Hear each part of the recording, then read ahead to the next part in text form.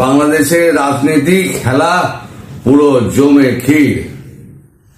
আচ্ছা, আপনাদের মনে আছে কিছুদিন আগে জ্যাক সুলিভান এসেছিলেন, আমাদের আমেরিকার যে এনএসএ, তিনি এসে একটা আবদার করেছিলেন, মানে আবদার মানে কি, একটা অফিসিয়াল একটা ফিলার দিয়েছিলেন জো বাইডেনের হয়ে, যে ডক্টর ইউনুস তাকে যেন ভারত একটা সেফ প্যাসেজ দেয়।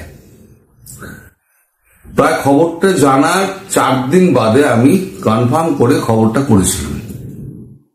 তখন বলেছিলাম যে এ ব্যাপারে প্রধানমন্ত্রীর বক্তব্য ছিল, এটা আমার একার বিষয় নয়, এখানে মিস্টার ট্রাম্প জড়িত আছেন এবং প্রধানমন্ত্রী শেখ হাসিনা জড়িত আছেন। তাদের সঙ্গে কথা না বলে আমি এই ব্যাপারে কোন রকম মন্তব্য করতে বা কথা দিতে পারবো না। এটা জ্যাক সুলিভানকে পরিষ্কার জানিয়ে দেওয়া হয়েছিল। তারপরে তো আর আমি সে ব্যাপারে কোনো খবরাখবর পাইনি। গতকালকে খবর পেলাম যে এই ব্যাপারে মোদিজি ট্রাম্পের সঙ্গে কথা বলেছেন। ট্রাম্প বলেছেন ব্যাপারটা সম্পূর্ণভাবে শেখ হাসিনার উপরে প্রধানমন্ত্রী, তাই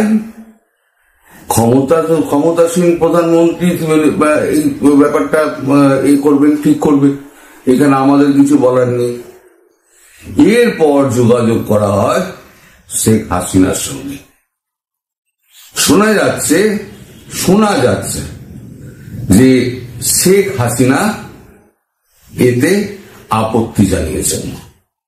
শেখ হাসিনার বক্তব্য, আমাকে যদি আপনারা প্রধানমন্ত্রী হিসেবেই বিবেচনা করেন, তাহলে আমি দেশের প্রধানমন্ত্রী হিসেবে তার দেশ ছাড়ার অনুমতি আমি দেব না।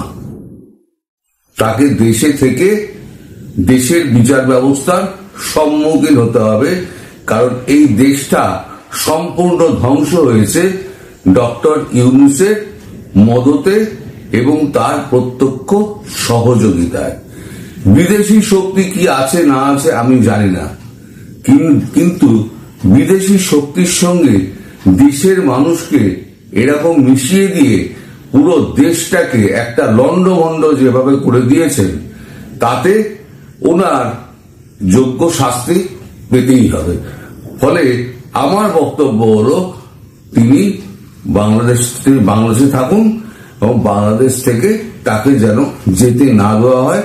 বাকিটা ভারতের ওপর নির্ভর করছে, কারণ এখন আমি বাংলাদেশে নেই, আমার হাতে সেই ক্ষমতাও নেই।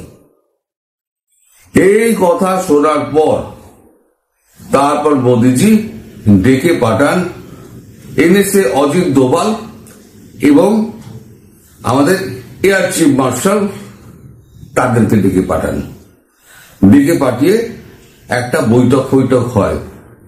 সেই বৈঠকের কি নির্যাস আমি জানি না, তবে এখানে এয়ার চিফ মার্শালের হঠাৎ উপস্থিতিতে একটা জিনিসের জল্পনা দেখা দিয়েছে রাজনৈতিক মহলে, যে তাহলে কি এয়ার রুটটাকে বন্ধ করে দেওয়া হবে, বা এয়ার রুট বন্ধ না করলেও প্রত্যেকটা বিমানের উপরে কি এখন নজরদারি শুরু হবে। ধরে নেওয়া যাক, তর্কের খাতিরে ধরে নেওয়া যাক, 19 তারিখে একটা কোথায় যাওয়ার প্ল্যান আছে। যদি যাওয়ার প্ল্যান থাকে, যদি উনি একটা প্রাইভেট জেটও ভাড়া করে দেন, ওনার তো পয়সার অভাব নেই, তাছাড়া বিদেশি পয়সার অনেক ফান্ড আছে। হিলারি ক্লিন্টন প্লেন পাঠিয়ে দিতে পারেন, আমাদের ওবামা প্লেন পাঠিয়ে দিতে পারেন, বাইডেন প্লেন পাঠিয়ে দিতে পারেন, কারণ 19 তারিখ অব্দি কিন্তু ওনারা কিন্তু এখনো পর্যন্ত ক্ষমতায় আছেন মানে কি, কোনো ডিসিশন নিতে পারবেন না, কিন্তু এইগুলোর ডিসিশনের বাইরে, গভর্নমেন্ট ডিসিশনের বাইরে, ফলে এইগুলো করতেই পারেন তারা। সেক্ষেত্রে এখন এয়ার মার্শালকে সম্ভবত নির্দেশ দেওয়া হয়েছে যে আপনি পুরোটা একদম র্যাডারে নজর রাখুন, যে বাংলাদেশ থেকে কোন বিমান যাচ্ছে, কোন বিমান আসছে, কোন কোন প্রাইভেট জেট আসছে, কোন কোন যাচ্ছে। তাছাড়া যারা রয়ের অ্যাসেট রয়েছে বাংলাদেশে এখন চূড়ান্ত হবে অ্যাক্টিভ রয়ের অ্যাসেট, তাদেরকে আরো অ্যাক্টিভ করে দেওয়া হয়েছে যে ইউনূসের প্রতি কড়া নজর রাখতে। এখন ধরে নেওয়া যায় যে ডক্টর ইউনূস রাত 3টের সময় কি রাত 2টোর সময় কোন একটা প্রাইভেট জেট করে তিনি রওনা হলেন, স্বাস্থ্যের কারণ দেখে তিনি রওনা হলেন দেশ ছাড়ার জন্য। তাহলে ভারতের আকাশ দিয়ে যখন উঠবে সে সময় 2টো রাফেলকে পাঠিয়ে দেওয়া হবে, যে সোজা গিয়ে দিল্লি আন্তর্জাতিক বিমানবন্দরে প্লেনটাকে নামান, আদারওয়াইজ এই প্লেন কিন্তু আমরা উড়িয়ে দেবো। ফলে পাইলট কি করবে? পাইলট খুব স্বাভাবিকভাবে প্লেনকে বাঁচানোর জন্য, নিজের প্রাণ বাঁচানোর জন্য প্লেনকে নিয়ে যাবে দিল্লি, এবং সেখান থেকে দিল্লির হাতে কিন্তু ডক্টর ইউনূস পড়ে যাবেন। ফলে ডক্টর ইউনূস পালানোর যে প্ল্যান করছেন, মানে উনি যে কেটে পড়ার প্ল্যানটা করছেন, সেই প্ল্যানটা কিন্তু সাকসেসফুল হবে না। কারণ শেখ হাসিনা প্রধানমন্ত্রী তিনি পরিষ্কার বলে দিয়েছেন ওনাকে দেশে থেকে বিচার ব্যবস্থার সম্মুখীন হতে হবে।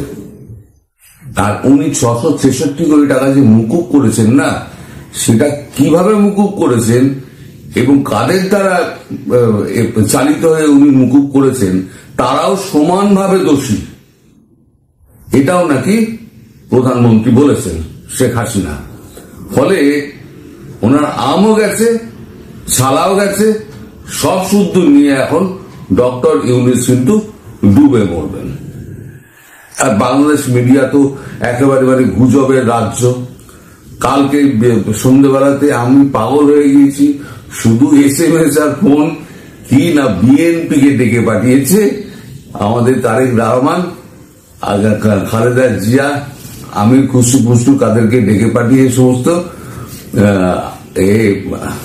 ওই কি একটা পার্টি আছে ওখানে, মর্নিং ব্রেকফাস্ট না কি একটা আছে আমেরিকায়, সেখানে নাকি বাইরে ট্রাম্প ডেকে পাঠিয়েছে।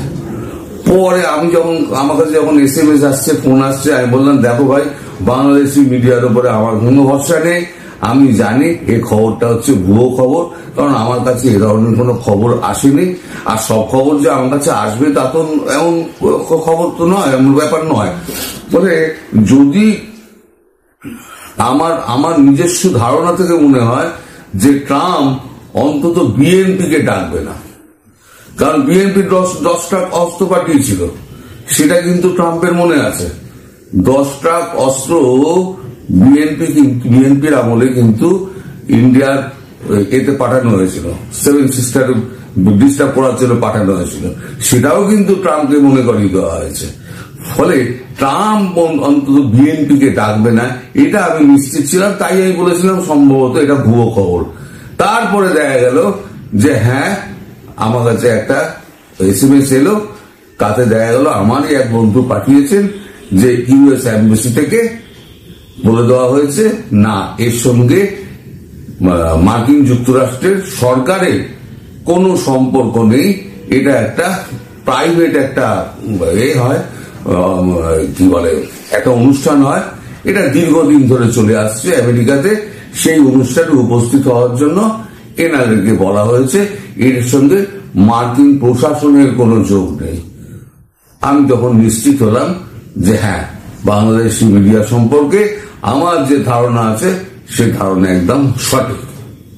তো যাই হোক, শেষ কথা হচ্ছে ডক্টর ইউনূসের হাত আমেরিকা ছেড়ে দিয়েছে। সেই হাত আমেরিকা এখন বর্তমান প্রেসিডেন্ট যিনি হচ্ছেন তিনি হাতটা বেঁধে দিয়েছেন। ওরা বাইডেন হাত ছাড়লো আর ট্রাম্প হাত জুড়লো, আর এবার বেড়িটা এবারে পড়াবে ভারত, নিয়ে গিয়ে ভারতে একদম সুন্দরভাবে একেবারে গুছিয়ে ফুচিয়ে রেখে দেবে। এবার কিছুদিন অতিথি হয়ে থাকুন, তারপর বাংলাদেশে ফিরে যান, আপনাকে বাংলাদেশে প্লেন দিয়ে ফেরত পাঠিয়ে দিচ্ছি। এখন যমুনা হাউসে গিয়ে বসুন, যখন প্রধানমন্ত্রী যাবেন তখন দেখা যাবে আপনার কি হবে না হবে, তিনি বিচার করবেন, আমাদের বিষয় নয়।